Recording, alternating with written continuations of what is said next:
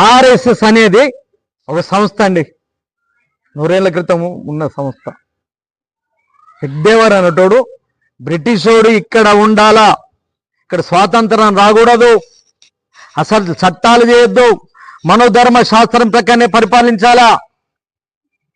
ఆర్యులైన మేము, టర్కీ ప్రాంతం నుండి వచ్చిన మేము, పార్షియన్ భాషలో ఆర్యన్ అంటే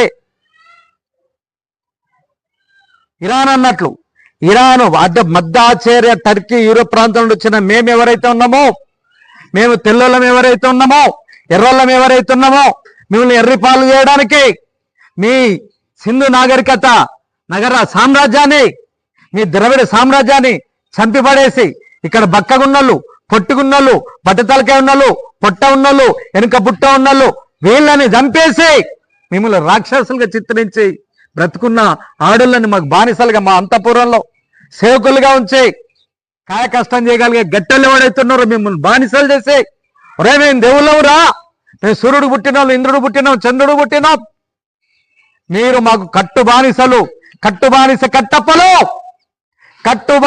కట్టప్పలు మీరు ఎప్పుడు మాకు ఊడిగం చేస్తూనే ఉండాలి. మీకు భూమి హక్కు లేదు, సంపాదించుకునే హక్కు లేదు, ఏ హక్కులన్నీ మాకే ఉంటాయి అని చట్టం చేసిండు భృగు మహర్షి క్రీస్తు పూర్వం 500 సంవత్సరాల క్రితం. అదే మన ధర్మశాస్త్రం, ఆ మన ధర్మశాస్త్రం ప్రకారమే ఉండాలి. ఇక్కడ మాదిగా నా కొడుకులు, మా కంటికి కనిపించినోడు ఇక్కడ శూద్రుడు అంటాడు, వాడు కమ్మోడైనా, రెడ్డోడైనా, ఎలమోడైనా, బీసీ వర్గంలో వాళ్ళందరూ ఊరవుతలే ఉండాలా. వాళ్ళకి భూమి హక్కు ఉండదు, వాళ్ళకి ఓటు హక్కు ఉండదు, వాళ్ళకి ఆస్తి హక్కు ఉండదు, వాళ్ళకి ఏ హక్కులు ఉండదు.